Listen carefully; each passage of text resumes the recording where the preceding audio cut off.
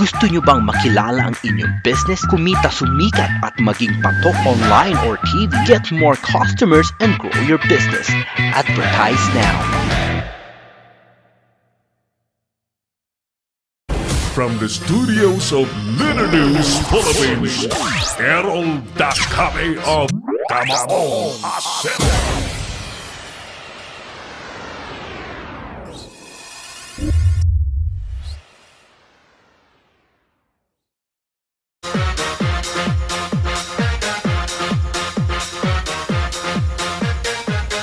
Alright, welcome back sa pandaigdigang broadcast po ng Kamao Asero Mini sa programang Global. Ang naabot at this point in time, mga suki, muli po nating kasama sa studio ang ating kaibigan, ang chairman po ng Heroes Alliance Incorporated, who happens to be the operations director of the Leader News Philippines. I'm referring to Sir Oliver Licob. Sir Oliver, muli magandang hapon sa iyo. Okay, magandang hapon sa mga nanonood dito sa Kamaong Asero ni Errol Dakame, and magandang hapon sa mga kaibigan nating mga riders na nakatuon ngayon dito sa ating programa, no? And yun nga, so magandang hapon ka, Errol. Magandang hapon. No? In a nutshell, ano ang immediate reaction mo habang tayo'y sabay-sabay na nanonood dun sa Senate consultation with the riders na pinatawag ni Senator J.B. Ejercito, naroon din si ASEC Edgar Galvante? Well, I guess pare-pareho lang kami ng damdamin ng mga rider, no? Sa isang banda natuwa tayo, no, pero lahat ng narinig natin kanina ay pawang mga pangako lang.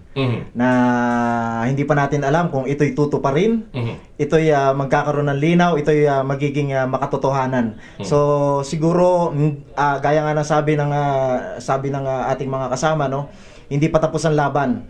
Kailangan magpatuloy pa rin tayo sa maging alerto, maging mapagmatsyag.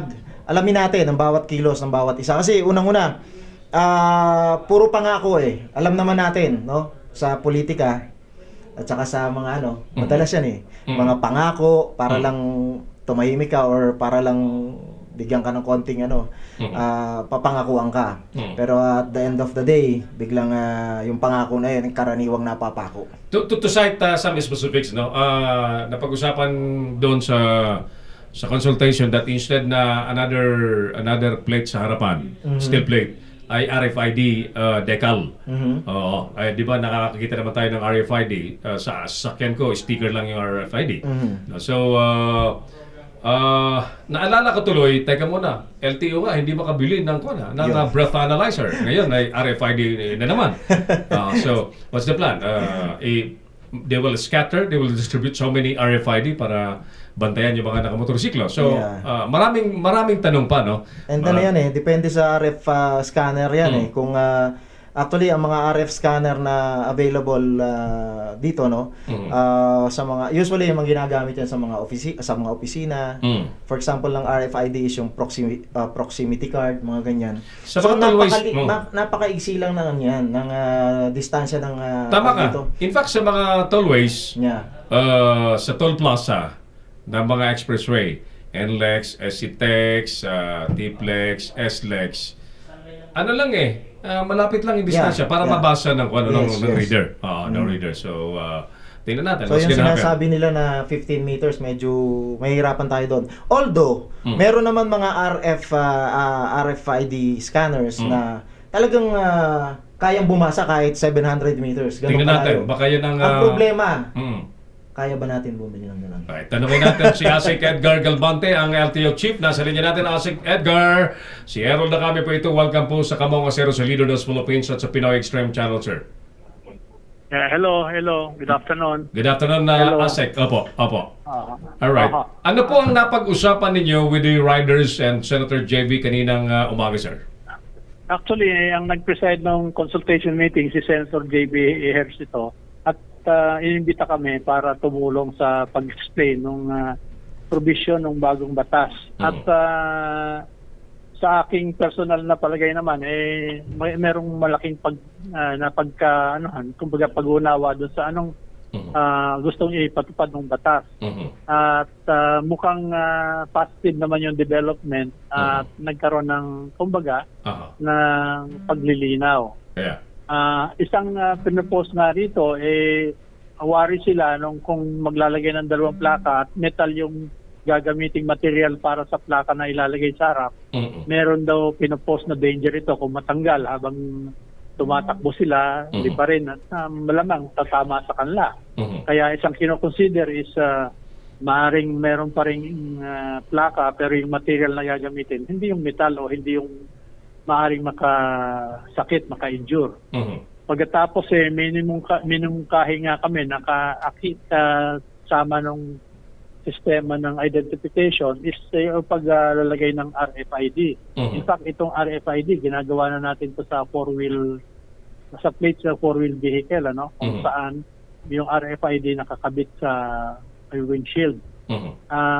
Sa lahat naman siguro ng motor, may mapaglalagyan tayo ng RFID na considerably smaller size than the proposed plate. Yeah. Eventually, ang LTO and the other law enforcement agencies will have the capability to read the RFID. Apo. So, what else, sir? Ano pa, sir? Yung iba pa, yung sa pagre-rehistro, kasi ang binigay na taning ng batas by June 30 this year, dapat ma-rehistro na yung mga motorsiklo, para do sa bagong plaka. Yun, medyo talagang mahirapan kami na ma-meet yun. But we will do our best. Kaya hinihikayat namin sila na agahan yung pagpaparehistro, wag antayin yung deadline. At in fact, isa sa pinagmimitingan namin ngayon dito sa opisina, yung paano kami makakatugon do sa requirement na LTO ang gagawa. Katulad nun, dadamihan pa namin, dadagdagan pa namin ang mga registration offices namin. Kasi sa mga report kanina, sabi lang, meron pang mga estimated mga more than 3 million yata ang hindi rehistradong vehicle, motorsiklo. Kaya, again, yung LTO will adjust accordingly. Maaaring hindi makatugon to the last yung sa dami, yung daming transaction na ma-generate nito. Pero we will do our best to lessen the delay. Opo, are you seeing an increase sa registration fee, ASEC, once this new law will be implemented? Yun ang isang pangamba nila na sabi nga nila, yung nakabayad na nga sila pagkatapos wala na naibigay na plaka tapos maniningil pa ng karagdagan. Ang sinabi namin doon, wala kaming sisingilin na karagdagang bayad except probably very minimal. Halimbawa, kung may idadagdag kaming feature like for example yung RFID, hindi naman ito kasama sa plakang binayaran nung dati, Kaya maaring magdagdag kami pero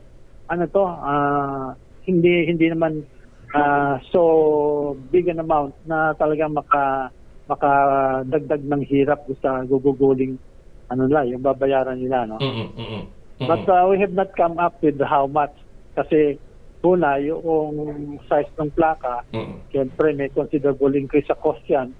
But again, ipinangako namin doon na hindi namin dadagdagan ng presyo na para magkaroon lang kami ng kikitayan. Una-una, hindi namin rini-realize na parang kita yung nakukubra ng LTO out of the registration fees, licensing fees. Lahat ng fees na binabayaran sa LTO, wala kami rini-retain dyan. Lahat yan, binibigay namin sa kabanang bayan, ika nga. Kaya we are one with the licensee, the motorcycle owners na conscious kami na hindi dapat basta mag-increase ng fee. Alright, very good. Okay. Yung mas medyo critical portion like yung provision po ng penalty at parusa like yung kulong tsaka 50,000 up to 100,000 penalty. Ano po ang compromise doon? I'm sorry, sa amin wala kaming authority o hindi kami hindi ko naman sinasabing wala kaming pakialam pero wala kaming magagawa doon, work na siguro 'yun ng ating mga mambabatas kung pwedeng meron pang magagawa ng amendahin agad 'yon para reasonable naman, But ang gusto ko lang sa amin, sa banda ng LTO, Yes, sir. kung tutusin, wala silang dapat ipangamba kung wala silang violation. No? Mhm. No? Kaya ang magbabayad lang naman yun, nag-violate. At saka, yung ano niyan, yung kumbaga, merong adjudication process yan. Hindi naman halimbawa, Insigida. LTO Oo. nag-issue sa iyo ng ticket dahil hindi tugma yung plaka mo. Mm-mm. Mape-penalize ka kagad ng 50,000. Mm. Didinggin pa yung kasong yan eh. Kaya bibigyan ka ng pagkakataon na maipahayag mo kung Oo. bakit ka hindi nag-sport ng ganung plaka. Halimbawa, yung sinasite kanina na hindi niya napuna, nahulog pala, tapos na-checkpoint siya na hinanap yung plaka niya. No? Yun, kaya nga, the soonest possible time naman, notice mo yon, ipagbigay alam mo agad sa LTO, law enforcement agencies, or what. No?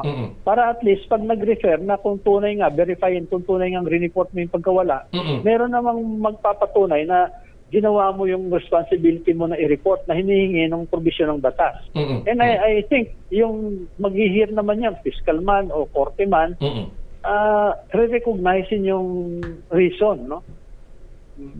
Maliban na lang kung talagang sinadya mong hindi ka mag-sport.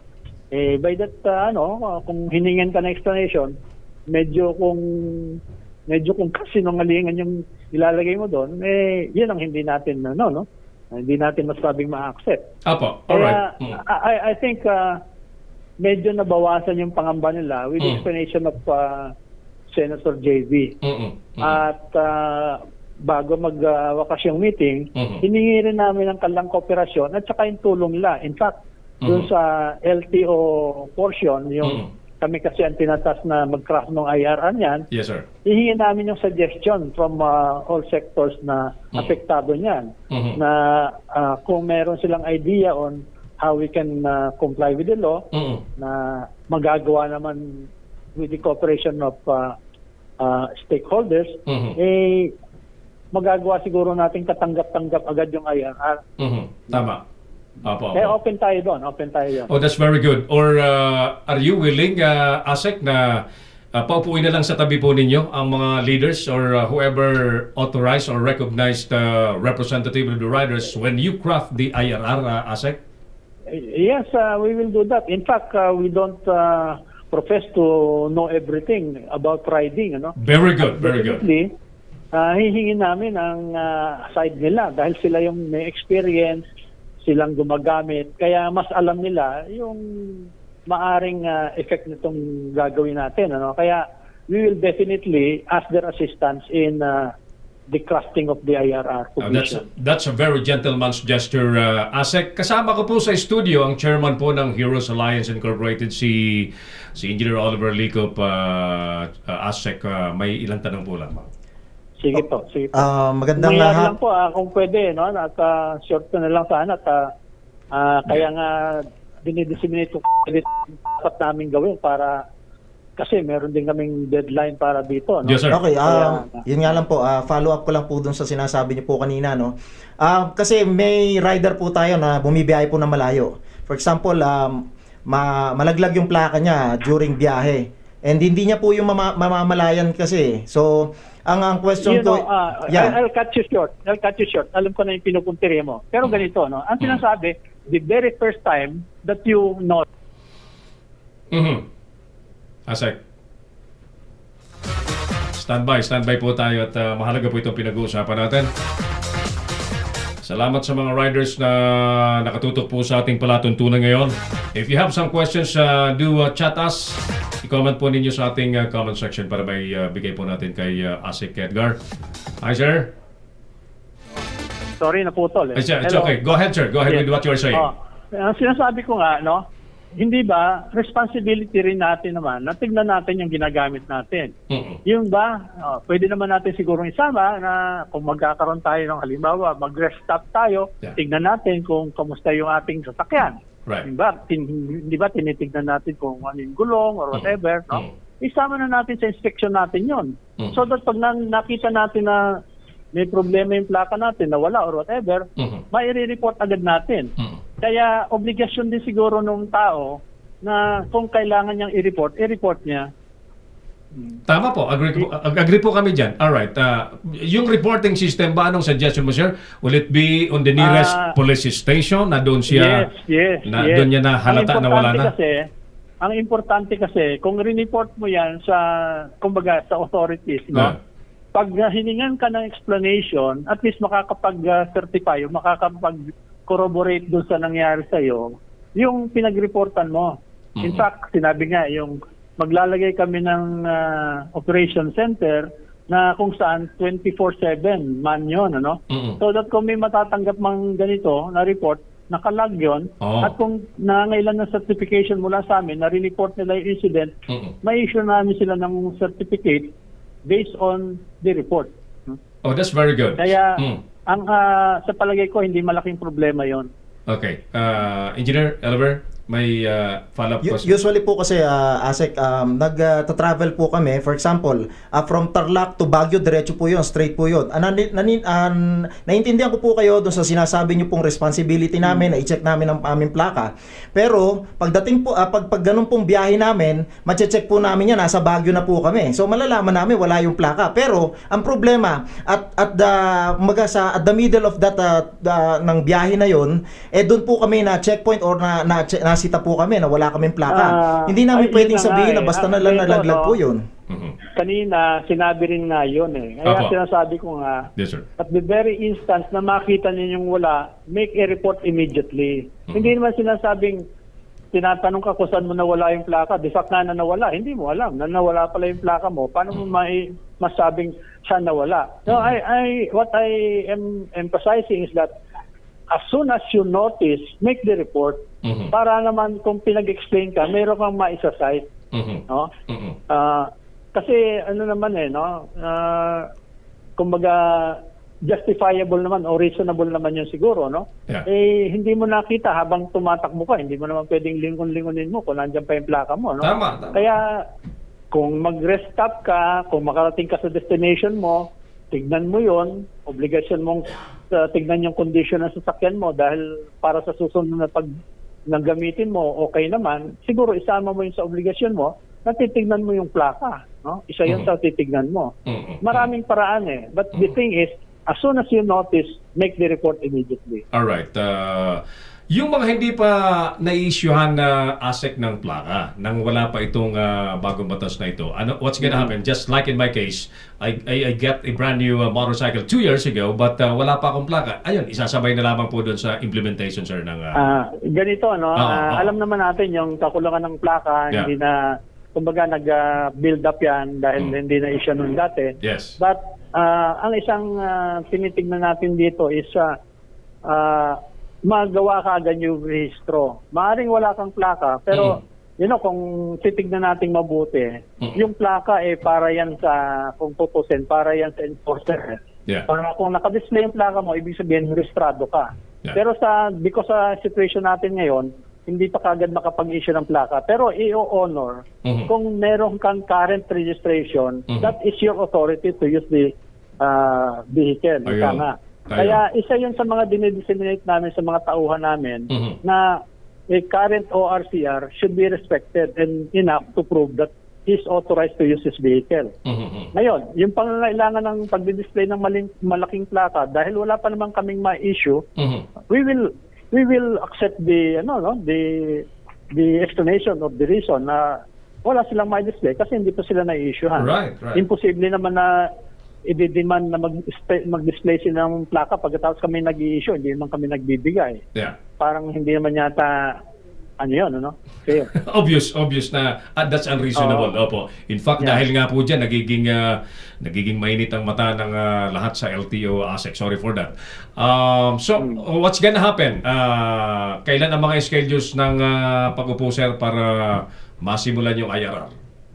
Actually, ito nga pag-meeting namin ngayon, umpisa na yung task namin Kaya binubuo na namin yung body, at least for the LTO, at kung sino-sino pang pwede namin kapin para magbigay ng ideas on how we can implement the provision or how we can draw up the IRR to comply with the provisions of the law.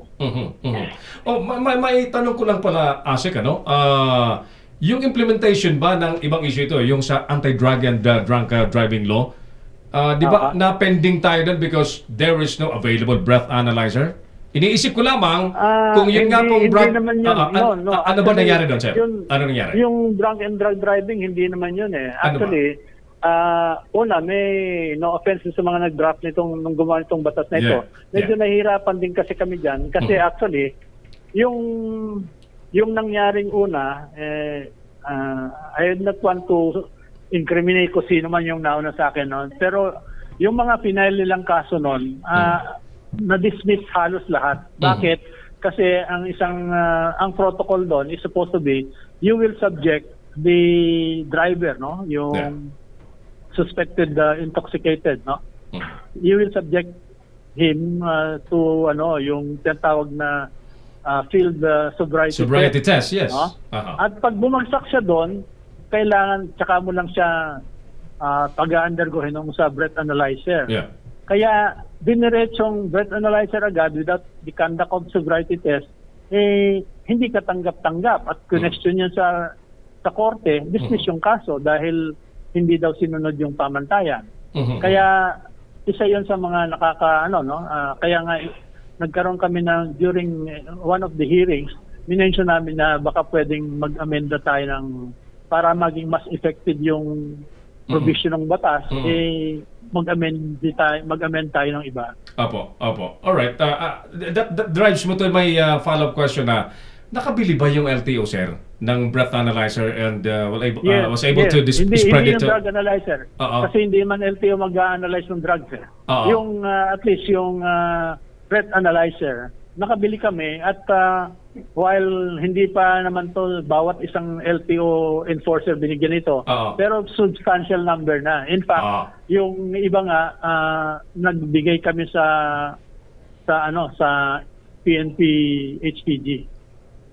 I see. Na katulong naman namin dahil sila deputized as enforcer. Yeah. So ini-imagine ko sir that because of what transpired kanina umaga sa Senate, na instead na malaking plaka sa unahan, kung RFID na lamang, that forced the idea of buying an equipment for the RFID, sir. Ayun nga kasi dito require na rin nga natin to yung four-wheel vehicle plates, Yes, sir. Kaya kasama sa procurement namin yung reader para pag-read ng RFID. Will it be needing a separate budgeting requirement, sir? Kasama dun sa nauna naming budget at hihingi pa kami ng karagdagan. Alright. Sige po. Asek, nanonood po ang riding community sa buong Pilipinas. Baka may nice pa ko kayong sabihin. Siguro na sabi ko na yung yung kailangang ipahatid namin. Pero kung meron pa, kanina naman during the Senate consultation, nagbigay sila ng kanilang mga contact persons, mga nila na ako rin, binigay ko sa kanilang phone number ko, at saka email, yung website ng LTO na kung saan may papadala nila yung kanilang mga legitimate concerns. Ang hinihingi ko lang, katulad nung binigay ko yung phone number ko, sana naman wala yung, no offense, wala naman yung, kumbaga, panloloko, yung hindi gagamitin sa magandang paraan, yung facility available. Alright. Well said. At ASEC Edgar Galvante, ang Chief ng LTO. Sir, maraming salamat po at magandang hapon sa inyo. Maraming salamat din sa inyo.